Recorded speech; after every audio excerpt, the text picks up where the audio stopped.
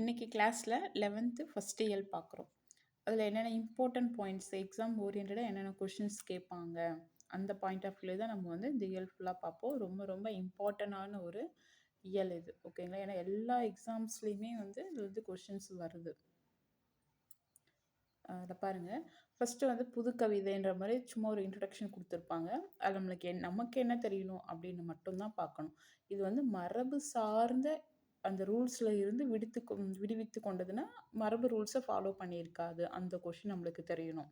Second பார்த்தீங்க அப்படின்னா, இதோட புது கவிதை பார்த்தீங்க அப்படின்னா படிப்போரோட ஆழ்மனது முதன்மையாக கொண்டது அப்படின்ற மாதிரி கொடுத்துருப்பாங்க. அது ரொம்ப இம்பார்ட்டன்ட்ல. இது பன்முக தன்மை கொண்டது. புது கவிதை பார்த்தீங்க அப்படின்னா பன்முக தன்மை கொண்டது. எளியவர்களும் ஈஸியாக என்ன பண்ணலாம் அப்படின்னா புது கவிதை கவிதை எழுதணும்னு நினைக்கிறவங்களும் என்ன பண்ணலாம் அப்படின்னா ஈஸியாக எழுதலாம் அப்படின்ற மாதிரி சொல்லியிருப்பாங்க. இப்போ புது கவிதை அப்படின்னா மரபு ரூல்ஸ் அப்பாற்பட்டது. இது பன்முகை தன்மை கொண்டது. எழுதுபவர்களும் என்ன பண்ணலாம் அப்படின்னா ஈஸியாக எழுத முடியும் அப்படின்ற கான்செப்டாக இங்கே கொடுத்துருப்பாங்க. அது புது கவிதையும் முடிஞ்சிருச்சு. நெக்ஸ்ட் பாருங்க, வில்வரத்தினம் யுகத்தின் பாடல் ஹெட்டிங்கை எழுதியவர் இங்கே யாருன்னா வில்வரத்தினம், ஓகேங்களா?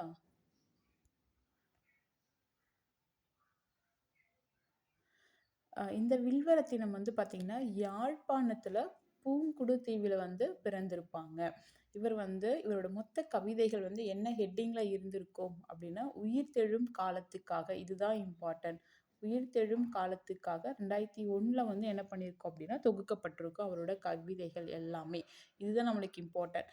நெக்ஸ்ட் தன் இனத்தையும் மொழியையும் பாடாத கவிதை வேரில்லாத மரம் கூடில்லாத பறவை போன்றது அப்படின்னு யார் சொல்லியிருப்பாங்க அப்படின்னா இரசூல் கம்சதேவ் சொல்லியிருப்பாரு.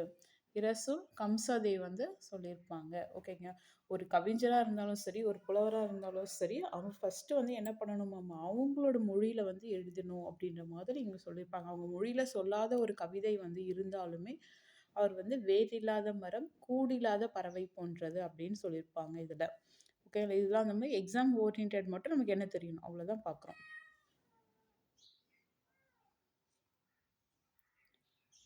ஓகேங்க. அடுத்து பேச்சு மொழியும் கவிதை மொழியும். இது கொஞ்சம் இம்பார்ட்டண்டான ஒரு லெசன் இது, ஓகேங்களா? இதில் பாருங்க, ஃபஸ்ட்டு அந்த பாக்ஸ்லேயே கொடுத்துருப்பாங்க கலைகளின் உச்சம். கலைகளின் உச்சம் கவிதை என்பர். அக்கவிதை பார்த்தீங்க அப்படின்னா பேசுவது போலும் எழுதுவது போலும் மற்றவங்களுக்கு ஈஸியாக புரியுற மாதிரி எழுதுறது தான் உத்தமம். அதுதான் எழுத்தாளர்களின் கடமை அப்படின்னு சொன்னவர் யார் அப்படின்னா மகாகவி பாரதி இங்கே சொல்லியிருப்பாங்க, ஓகேங்க. கலைகளின் உச்சம் கவிதை தான் சொல்கிறோம். அந்த கவிதை பார்த்திங்கன்னா பேசுவது போலவும் இருக்கணும், எழுதுவது போலவும் இருக்கணும். அது ஈஸியாக மற்றவங்களுக்கு புரிகிற மாதிரி இருக்கணும் அப்படின்னு சொல்லியிருப்பாங்க மகாகவி பாரதியார் சொல்லியிருப்பாங்க. அதுக்கப்புறம் இதில் மற்ற இம்பார்ட்டன்ட் இது கீழே அப்படியே வந்துடுங்க. இதில் எனது உலகம் என்பது அவர் இதில் இந்திரன் தான் இந்த ஹெட்டிங் எழுதியிருப்பார். இந்திரன் என்ன சொல்லியிருப்பார்னா எனது உலகம் என்பது, இதுதான் இம்பார்ட்டன்ட். அவரோட உலகம் என்பது மொழியினால் கட்டமைக்கப்பட்ட பிறகு அந்த உலகத்திலிருந்து தனித்து பிரிந்து நிற்கிற நான் உதயமாகிறேன் அப்படின்னு சொல்லியிருப்பாங்க. அந்த உலகம்ன்றதே பார்த்தா அப்படின்னா மொழியினால் கட்டமைக்கப்பட்ட பிறகுதான் உலகத்திலிருந்தே நான் தனித்து நிற்கிறேன் அப்படின்ற மாதிரி சொல்லியிருப்பார். அப்படின்னா நானே உதயமாகிறேன் அப்படின்ற மாதிரி சொல்லியிருப்பாங்க. இது யாரோட ஸ்டேட்மெண்ட் அப்படின்னா இந்திரனோட ஸ்டேட்மெண்ட், ஓகேங்களா? இது ரொம்ப இம்பார்ட்டன்ட். இது குரூப் 2 கொஸ்டினில் கேட்டிருக்காங்க. மொழி என்ற உலகமே மொழியினால் கட்டமைக்கப்பட்ட பிறகுதான் உலகத்தில் இருந்து தனியாக பிரித்து பார்க்க போது நான் அப்படின்ற மாதிரி ஐடென்டிஃபை. இது எப்படி நம்ம மீனிங் பண்ணலாம்? நமக்கு ஒரு பேர் மொழியினால் ஒரு பேர் வச்சதுக்கு அப்புறம் தான் உலகத்தில் ஓகே இவங்க தான் அப்படின்ற மாதிரி நம்ம ஐடென்டிஃபை பண்ண முடியும். அது இந்திரனோட ஸ்டேட்மெண்ட். அதே நெக்ஸ்ட் எர்னாஸ்ட் காசிரர் என்ன சொல்கிறாரு அப்படின்னா மொழி என்ற ஒன்று பிறந்தவுடன் உலகம் என்பதும் நான் என்பதும் தனித்தனியாக பிரித்து பார்க்க முடியுது அப்படின்னு சொல்கிறாங்க.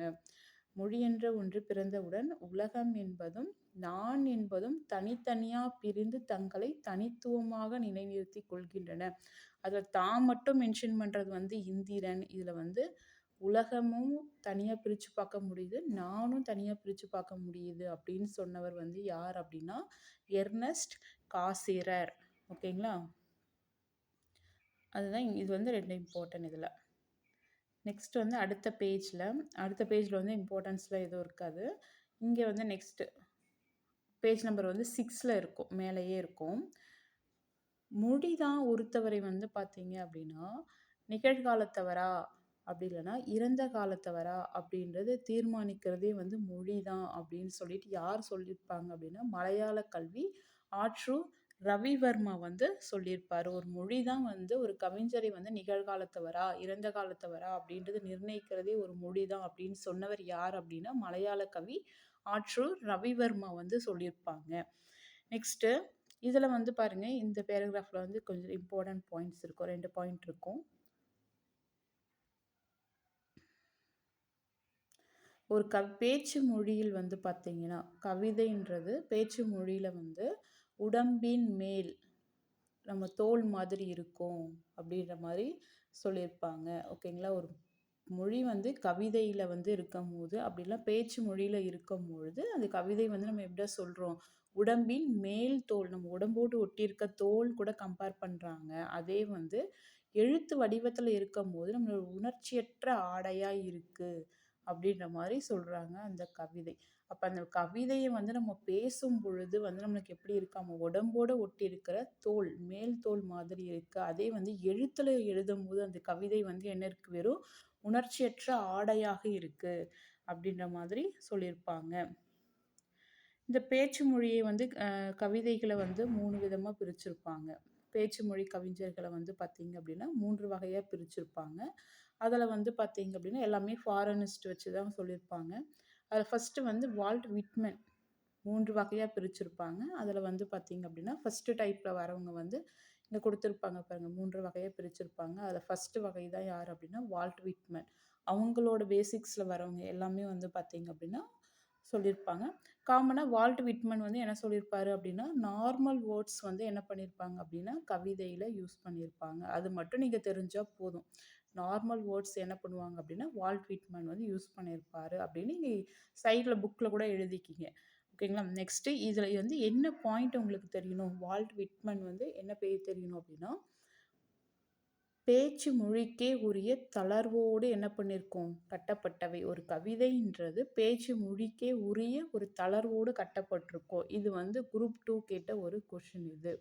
ஓகேங்களா? அப்போ வால்ட் விட்மன் வந்து நார்மல் வேர்ட்ஸ் யூஸ் பண்ணியிருப்பாரு. நெக்ஸ்ட் அவர் என்ன சொல்கிறார் அப்படின்னா ஒரு கவிதை என்பது பேச்சு மொழிக்கே உரிய தளர்வோடு கட்டமைக்கப்பட்டது அப்படின்னு சொல்லியிருப்பாங்க. செகண்ட் டைப் வந்து கவிஞர் மல்லார்மி வந்து என்ன சொல்லுவாங்க அப்படின்னா குறியீடை வந்து யூஸ் பண்ணியிருப்பாங்க. கவிஞர் மல்லார்மி வந்து என்ன பண்ணியிருப்பாங்க அப்படின்னா அந்த வேர்ட்ஸ் கூட வந்து பார்த்தீங்க அப்படின்னா குறியீடையும் வந்து பயன்படுத்தியிருப்பாங்க. இதில் இவங்க வந்து என்ன சொல்கிறாங்க அப்படின்னா பேச்சு என்பது ஒரு மூடிய நிலையில் செயல்படுகிறது அப்படின்னு சொல்லியிருப்பாங்க. ஒரு பேச்சு என்பது மூடிய நிலையில் செயல்படுகிறது. கவிஞர் மல்லார்மி வந்து பார்த்தீங்க அப்படின்னா சொற்கள் கூட குறியீடுகளை பயன்படுத்தியிருப்பாங்க. ஓகேங்களா? அப்போ வந்து சொற்கள் காமனாக நார்மல் வேர்ட்ஸும் யூஸ் பண்ணியிருப்பாரு. ப்ளஸ் வந்து இது கூட வந்து குறியீடு வந்து யூஸ் பண்ணியிருப்பாங்க. குறியீடு யூஸ் பண்ணவங்க வந்து கவிஞர் மல்லார்மி அப்படின்ற மாதிரி தெரியணும். இப்போ இந்த செகண்ட் டைப்பில் வந்து அந்த கவிஞர் மல்லார்மி வராங்க. அதுக்கப்புறம் ஒவ்வொரு ஆத்தர் பற்றி அந்த பாக்ஸில் இருக்கும், நம்ம இதை பார்த்துட்டு அப்புறம் பார்த்துக்கலாம். அது கவிஞர் மல்லார்மி அந்த செகண்ட் டைப்பில் வர்ற அந்த கருத்துக்கள் எல்லாமே வந்து பார்த்தாங்க அப்படின்னா நினைவுகளை வந்து சொல்லக்கூடியதாக இருக்கும். நினைவுகளை வந்து எப்படி இருக்கும் அப்படின்னா கூறத்தக்க வகையில் இருக்கும் அப்படின்னு சொல்லியிருப்பாங்க செகண்ட் டைப். இப்போ செகண்ட் டைப் அப்படின்னா நம்மளுக்கு என்ன தெரியணும் அப்படின்னா பேச்சு என்பது மூடிய நிலையில் இருக்கிறதுன்னு தெரியும். ப்ளஸ் வந்து நார்மல் வேர்ட்ஸ் குறியீடுகளை வந்து பயன்படுத்தியிருப்பாங்க அப்படின்ட்டு. தேர்ட் டைப் வந்து பார்த்தீங்க அப்படின்னா பாப்லோ நெருடா. அவர் வந்து ஸ்பானிஷ் நாடு. பாப்லோ நெருடா வந்து பார்த்தீங்கன்னா தேர்ட் டைப்பில் வருவாங்க. இவங்க வந்து காமனாக என்ன பண்ணியிருப்பாங்கன்னா இந்த வடிவம்லாம் யூஸ் பண்ணியிருப்பாங்க. ஜஸ்ட் இங்கே வடிவம், இந்த வடிவத்தை பார்த்துக்குங்க. அதுக்கப்புறம் இவரோட பாயிண்ட்லாம் அடுத்த பேஜில் வரும். இவர் வந்து வடிவத்தை சொல்லுவாங்க. நெக்ஸ்ட்டு வந்து சொற்கள் வந்து எப்படி இருக்கணும் அப்படின்ற மாதிரி சொல்லியிருப்பாங்க. ஓகேங்களா? ஃபர்ஸ்ட்டு அங்க வடிவம்னு பார்த்துட்டோம். நெக்ஸ்ட்டு 2வது பாயிண்ட் இங்க நம்மளுக்கு என்ன தெரியணும்னா, ஒன்றை வந்து சுட்டுவது போல் இருக்கும். ஆனால் சுட்டாமல் என்ன பண்ணும் அப்டின்னா, முடிஞ்சிடும் அப்டின்ற மாரி சொல்றது. சுட்டி காட்டுவது போல் இருக்கும். ஆனா சுட்டி காட்டாமயே முடிஞ்சிரும் அப்டின்னு சொல்லியிருப்பாங்க. அடுத்து வந்து அறியாததை நோக்கி நகரும். அறியப்பட்டிராததைனா, அறியாததை நம்மளுக்கு தெரியாததை நோக்கி நகரும் அப்படின்னு சொல்லியிருப்பாங்க. ப்ளஸ் வந்து கவிதை வந்து விரிந்ததாகவும், மையத்தை நோக்கியும் இந்த பாயிண்ட் ரொம்ப ரொம்ப இம்பார்ட்டன்ட். வந்து குரூப் 1 கொஸ்டின்லயும் இது கேட்டிருந்தாங்க. குரூப் 2லயும் கேட்டிருந்தாங்க. இப்போ 3 டைப்பான பாப்லோ நெருடாவோட கவிதைகள் அப்படிலாம் அவங்களோட சொற்கள் வந்து எப்படி இருக்கும்? ஒண்ணு வடிவத்தை இருக்கும். ப்ளஸ் வந்து அறியப்படாததை நோக்கி நகரும். கவிதை வந்து விரிந்ததாகவும், மையத்தை நோக்கியும் நகரும் அப்படின்ற கான்செப்ட் வந்து நமக்கு இங்க தெரியணும். ஓகேங்களா? இதுதான் இதுல இம்பார்ட்டன்ட். நெக்ஸ்ட் ஒவ்வொருத்தரும் பத்தி நம்ம என்னென்ன குடுத்துருக்காங்க அப்படின்றத பார்த்துட்டு வரோம். ஜஸ்ட் கீவேர்ட் மாரி மட்டும் தான் நம்ம பார்க்க போறோம். ஓகேங்களா? Walt Whitman.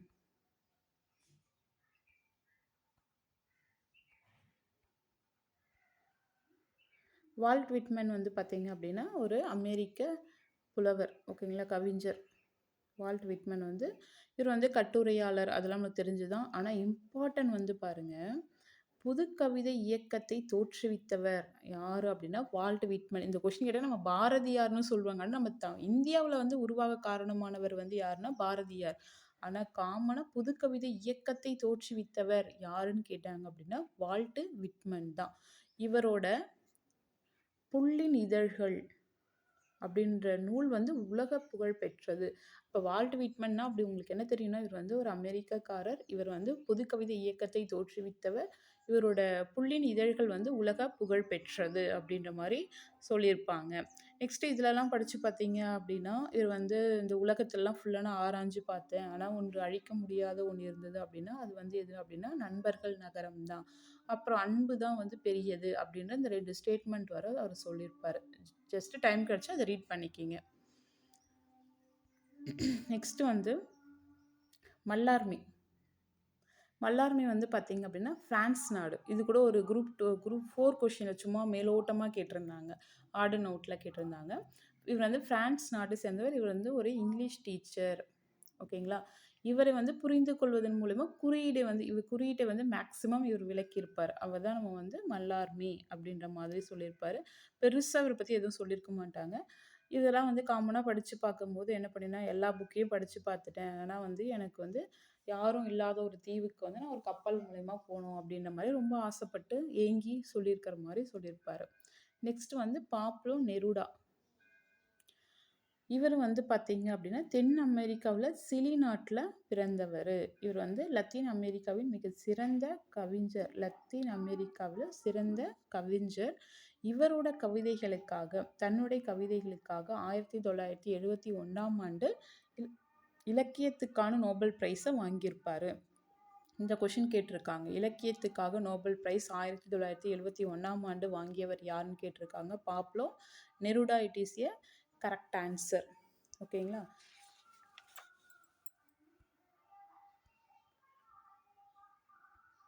அப்போ அடுத்து இங்கே ஒரு பாக்ஸ் வரும்.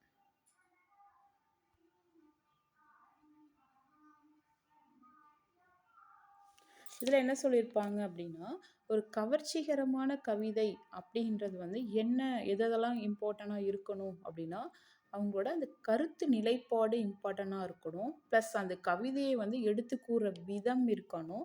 அது 2த்தையும் சேர்த்து ஒழுங்கு சேர்கின்ற பொழுது தான் அந்த கவிதை வந்து பார்த்தீங்க அப்படின்னா, ஒரு உணர்வு செவ்வியலாக இருக்கும் அப்படின்ற மாதிரி சொல்லியிருப்பாங்க. இதெல்லாம் வந்து சொன்னவர் வந்து யார் அப்படின்னா, சிவத்தம்பி வந்து சொல்லியிருப்பாங்க. தமிழின் கவிதையில் நூலில் வந்து சிவத்தம்பி சொல்லியிருப்பாங்க. அப்புறம் ஒரு கவர்ச்சிகரமான கவிதை அப்படின்னா அதோட கருத்து வந்து இம்பார்ட்டன்ட். அது எடுத்து கூறல் இம்பார்ட்டன்ட். இது 2ம் ஒன்று சேர்ந்தா மட்டும்தான் அந்த கவிதை வந்து நல்ல கவிதையாக இருக்கும் அப்படின்னு சொன்னவர் சிவத்தம்பி வந்து சொல்லியிருப்பாங்க. அடுத்து ஆசிரியர் குறிப்பு. இது எழுதியவர் வந்து இந்திரன் தான். இந்திரனோட இயற்பெயர் வந்து பார்த்தீங்க அப்படின்னா ராஜேந்திரன். ஓகேங்களா? இவர் வந்து பார்த்தீங்க அப்படின்னா காமனாக கலை விமர்சகர், கவிஞர் அதெல்லாம் நமக்கு தேவையில்ல. இவர் வந்து ஒரு ஓவியர் அதெல்லாம் ஓகே. இவர் வந்து ஒரியா மொழி கவிஞர் இயற்றிய மனோரமா பிஸ்வாஸின் அவங்க அந்த ஒரியா கவிஞர் அவரோட ஆத்தர் வந்து மனோரமா பிஸ்வாசின். அவங்க வந்து ஒரு நூலை எழுதியிருப்பாங்க. என்ன நூல் அப்படின்னா, பறவைகள் ஒருவேளை தூங்க போயிருக்கலாம் அப்படின்ற அந்த நூலை வந்து தமிழ்ல மொழிபெயர்ப்பு பண்ணியிருப்பாங்க. அது மொழிபெயர்ப்புக்காக வந்து பார்த்தீங்க அப்படின்னா 2011 இந்திரன் வந்து சாகித்ய அகாதமி விருது வாங்கியிருப்பாங்க. இப்போ ஒரிய மொழி கவிஞர் நூலான கவிஞர் இயற்றிய மனோரமா பிஸ்வாசின் என்ற நூலை வந்து பறவைகள் ஒருவேளை தூங்க போயிருக்கலாம் அப்படின்னு தமிழ்ல டிரான்ஸ்லேட் பண்ணதுக்காக 2011 அந்த நூலுக்காக சாகித்ய அகாதமி விருது வந்து என்ன பண்ணியிருக்காரு, இந்திரன் வந்து வாங்கியிருப்பாங்க. நெக்ஸ்ட் வந்து பார்த்தீங்க அப்படின்னா இவர் எழுதிய கவிதை நூல்கள் வந்து பாருங்க, முப்பட்டை நகரம், சாம்பல் வார்த்தைகள். சாம்பல் வார்த்தைகள் அடிக்கடி கேட்டிருக்காங்க. இது வந்து பார்த்தீங்க அப்படின்னா இவரோட கவிதை நூல்கள். நெக்ஸ்ட்டு தமிழ் அழகியல், நவீன ஓவியம் வந்து இவரோட கட்டுரைகள். எது கவிதை எது கட்டுரை நூல்கள்னு கேட்பாங்க. அப்போ முப்பட்டை நகரம், சாம்பல் வார்த்தைகள் வந்து கவிதை, தமிழ் அழகியல், நவீன ஓவியம் அப்படின்றது கட்டுரை நூல்கள். இதழ்கள் வந்து வெளிச்சம், நுண்கலை, இதெல்லாம் வந்து பார்த்தீங்க அப்படின்னா இவரோட இதழ்கள். ஓகேங்களா. நெக்ஸ்ட்டு வால்ட் விட்மன் அவரோட கவிதை வந்து பார்த்தீங்க அப்படின்னா தமிழில் இங்கிலீஷ் டு தமிழில் வந்து டிரான்ஸ்லேட் பண்ணவர் வந்து ஜெயராமன், சங்கர் ஜெயராமன். மல்லார்மை இவர் வந்து ஃப்ரெஞ்ச் தமிழ்லேருந்து என்ன ஃப்ரெஞ்ச்லேருந்து தமிழில் மொழிபெயர்ப்பு பண்ணியிருப்பாங்க மல்லாரோட கவிதைகளை. அது யார் பண்ணிடுது அப்படின்னா ஸ்ரீராம் பண்ணியிருப்பாங்க. பாப்லோ நெருடா அவங்களோட கவிதைகளை வந்து ஆங்கிலத்துலேருந்து தமிழில் டிரான்ஸ்லேட் பண்ணவங்க வெங்கடாச்சலபதி. ஓகேங்களா. அப்போ வந்து வால்ட் விட்மனோட கவிதையை வந்து தமிழில் டிரான்ஸ்லேஷன் பண்ணவர் வந்து ஜெயராமன். மல்லார்மியோட கவிதையை வந்து தமிழில் டிரான்ஸ்லேட் பண்ணவர் ஸ்ரீராமன். பாப்லோ நெருடா வந்து பண்ணவங்க வந்து யார் அப்படின்னா வெங்கடாச்சலபதி. ஓகேங்களா. 11th பார்த்தீங்க அப்படின்னா உங்களுக்கு நிறைய பாயிண்ட்ஸ் கவர் ஆகும். ஸோ மீதி அடுத்த கண்டினியூட்டி கூட நம்ம வந்து செகண்ட் பார்ட்டாக கூட பார்க்கலாம். ஏன்னா நன்னூல் அதுக்கப்புறம் அடுத்த லெசனும் கொஞ்சம் இம்பார்ட்டண்டான ஒரு லெசன் தான். 6ஆம் திணை 2 லெசன் இருக்குது. நம்ம அடுத்த பார்ட் 2ல் பார்த்துக்கலாம்.